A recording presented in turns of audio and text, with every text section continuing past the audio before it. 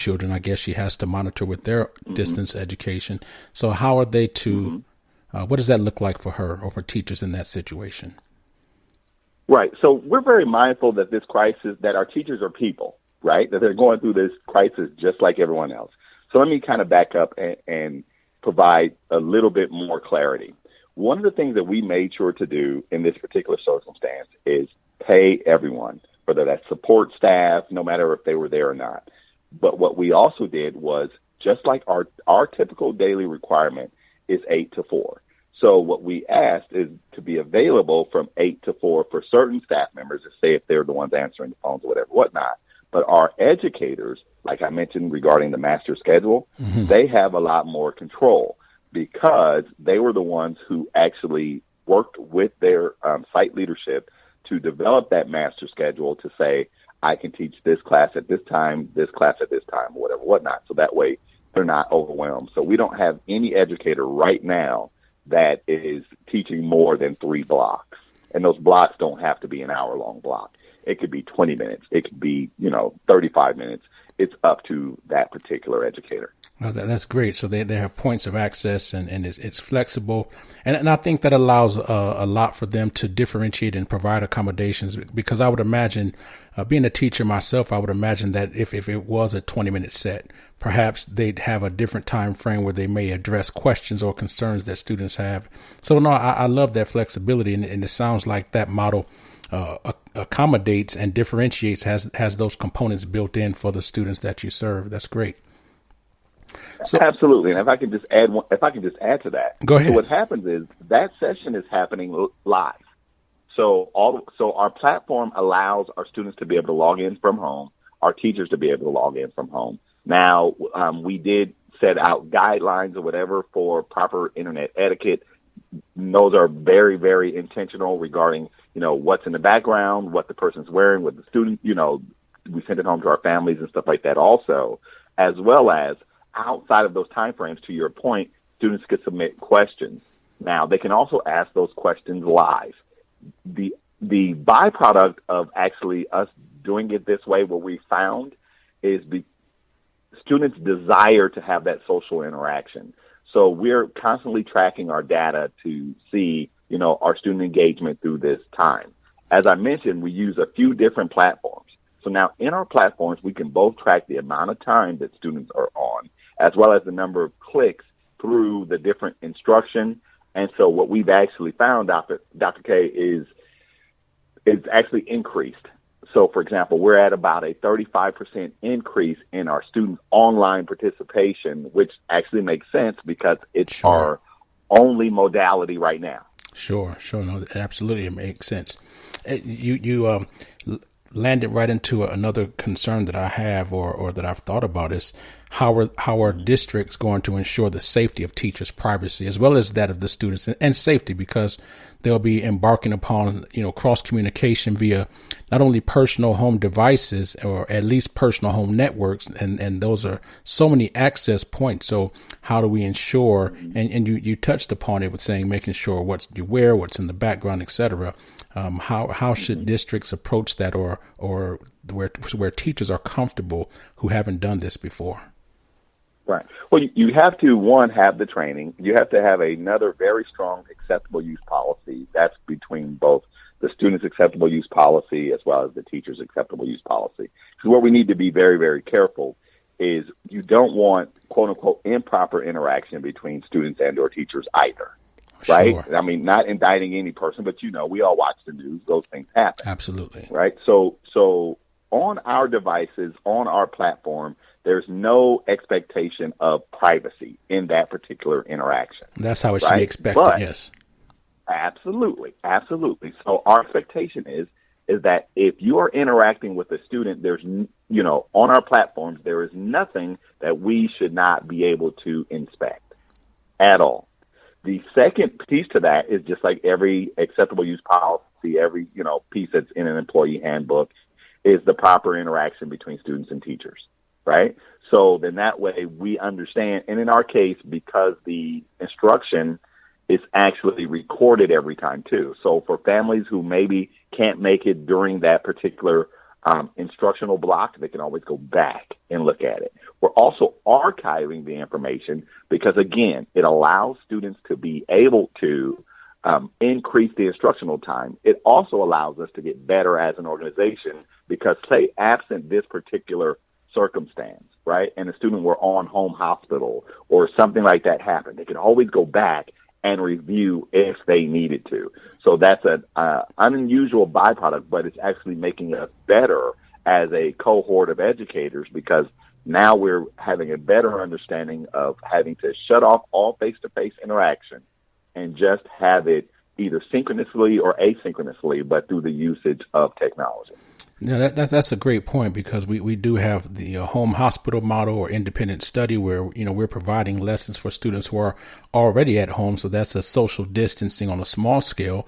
And, I've received a lot of emails from educators talking about what is this going to look like? Oh, my God, we have to do this social distancing. And my response was, and maybe it was ignorant of me, but I really kind of thought that we were all as educators doing some form of distance learning, but I can understand when it transforms to, you're used to your classroom and your board and your classroom gadgets and seating arrangements. So I can definitely understand where people may have some concerns about that.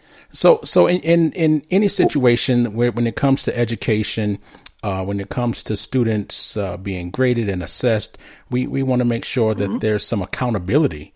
And, in class, when you have a face-to-face, if assessments are done in class, if you aren't doing some more contemporary current models of educating, meaning anything outside of didactic learning, how do you ensure that students are accountable? For example, how do we know the work is being done by the students? How do we know, right? Yeah, I think the same elements that we actually have when we send home homework still exist. They may be somewhat amplified in this particular environment, but they still exist. Like, how do we know that student A is doing the homework and their brother, sister, girlfriend, mom, dad, or whomever is not the one actually completing the work, right? We usually figure that out in some form of assessment. But what we decided, because we knew this piece was going to come up too, and again, this is still, a process that is developing. But what we decided to do is both show grace as well as assume good intent, meaning we're operating our assessments the same way we would an open book test, right? You still have a high level of rigor, and we still have the questions and everything there, understanding that if we were to ask parents to proctor the test and not in any way indicting anyone, you're going to have certain parents who do proctor the test. You're going to have other families who may not proctor the test. And morally, that would injure the kid or disenfranchise or disadvantage the child who had the proctored test versus the one who was in a household who mom just says, well, just get it done. Sure. Right. And they got it done. So what we've done in that case is just make sure we include a high level of rigor, which, would require the students to participate. But also the checking for understanding happens in our synchronous model, because remember, the students are still attending via those online instructions. It's not a free for all. So right. No, it's not free for all. No. And let me back up and make another differentiation. I started out by mentioning that the California Department of Education identifies certain organizations as independent study, but it would actually be a little bit more appropriate to be identified as distance learning or distance education, at least in our case, because there's not a lot of independence, meaning you have an opportunity to be supported. So I always had identified us specifically as a supported independent study simply because the funding model under the California Department of Education only sees it one or two ways, either traditional or independent study. Right. Absolutely makes sense. Tori, we have an online question. Tori, I imagine she's a senior in high school. Okay. The question is related to valedictorian. That's something that's different, as final grades were due to be coming out at the end of the year, and there's some calculations. Mm-hmm. Her concern is for valedictorian, sometimes they're so competitive. She's wondering how would they ensure that it's not unfairly awarded, meaning that students actually are working to get the grade that they want to achieve versus somehow not necessarily scamming the system. I would imagine is what she's meaning, but how do we ensure that? Sure. And I know you spoke about your model. And before you answer Tori's question, let me just address your last point of the academic rigor. And the levels of understanding that are going into your interactions. I think that was a great answer, and I think is appropriate for the education model that all schools should follow, or all teachers, because the assessments are important, but I'm really into the process and the academic rigor that it entails getting to that point. The assessment definitely is important, but what is the process? So I'm really into the process that's happening. The product is great, but the process. And so again, I love the way you answered that. But let's address Terry's. And thank you for that too. Sure. Go ahead. Thank you for that. I want to add to that because I appreciate you grabbing to that, because that's incredibly important.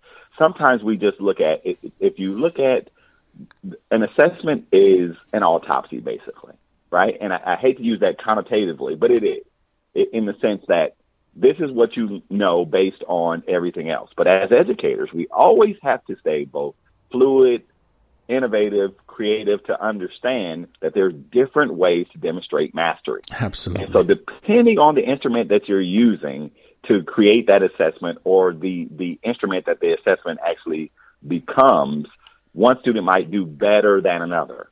But the reality that as an educator, we have opportunities to be able to say that sometimes a student might be able to demonstrate their higher level of mastery if you give them a different means to be able to do it. Absolutely. And I'm so glad you said that. I've always held to that philosophy, and individuals would look at me sideways sometimes because, what do you mean you're not giving a paper test? I said, no, well, this student's going to come in at lunch and we're going to have a conversation.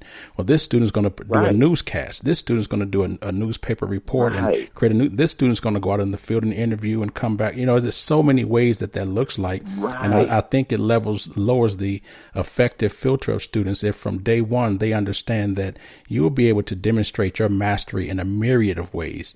I know in my classroom, I'll have success criteria of what it means to be successful in meeting this objective.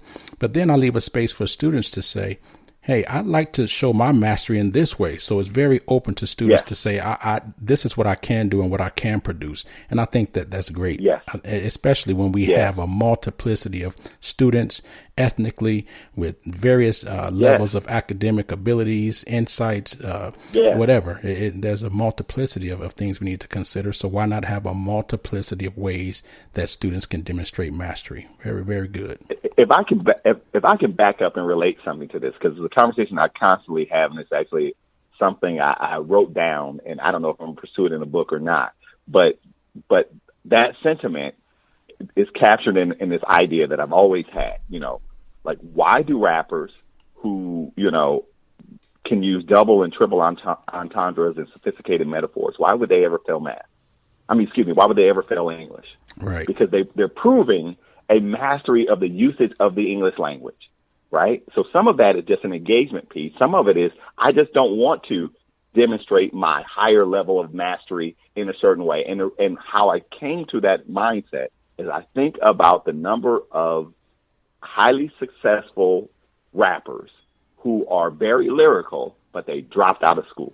How about that? Right? They're clearly demonstrating that they have the intrinsic ability to both synthesize information, meaning taking information from different parts and put those things together. They're also demonstrating, again, their ability to utilize the English language at a level that is higher than most.